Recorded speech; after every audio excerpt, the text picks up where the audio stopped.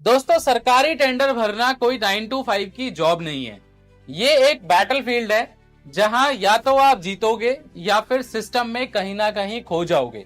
हर कोई सोचता है कि भैया टेंडर भरते हैं और करोड़ों रुपए कमाते हैं, लेकिन असली सवाल ये है दोस्तों कि क्या आपका बिजनेस या फिर आपकी टीम या फिर आपका दिमाग टेंडरिंग के लिए रेडी है या फिर नहीं, या फिर आप गलत रास्ते पे हो। क्योंकि सरकार आपको मौका तो देती है लेकिन गलती की कोई भी माफी नहीं देती। दोस्तों, टेंडर बिजनेस का मतलब है पब्लिक मनी का ट्रस्ट।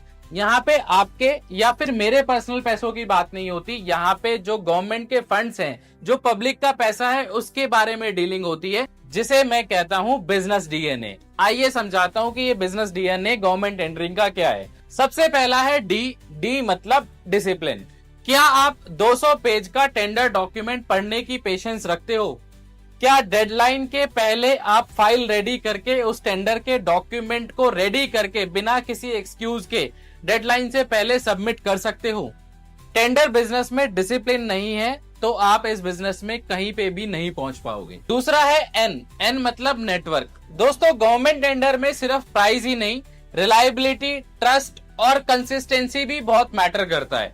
और जब आप किसी भी गवर्नमेंट टेंडर में या फिर किसी भी गवर्नमेंट डिपार्टमेंट के साथ डील करते हो और कोई भी मटेरियल सप्लाई करते हो, तो मटेरियल के बाद उससे रिलेटेड सर्विस, उससे रिलेटेड आपका कैसा रिकॉर्ड है, आपका बायर के साथ कैसा रिलेशन है, कितनी आप उनकी बातें सुनते हो, उनकी रिक्वायरमेंट को समझते हो, उनके अकॉर्डिंग सोल्यूशन प्रोवाइड कराते हो, ये सारी चीजें बहुत इंपॉर्टेंट है गवर्नमेंट बिजनेस में। तीसरा डीएनए में आता है ए मतलब एनालिसिस। क्या आप एक टेंडर को देखते ही समझ जाते हो कि प्रॉफिटेबल है या फिर टाइम वेस्ट है?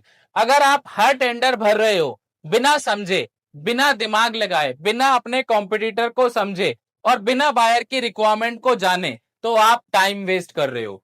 हमेशा बोलता हूं, पहले एनालिसिस करो। जिस भी कैटेगरी में आप वर्क करते हो उस कैटेगरी में अपने कंपटीशन को पहले जानो। थोड़ा सा टाइम होमवर्क में लगाओ कि आपका जो कॉम्पिटिटर है कितने प्राइस में उस टेंडर को जीत रहा है।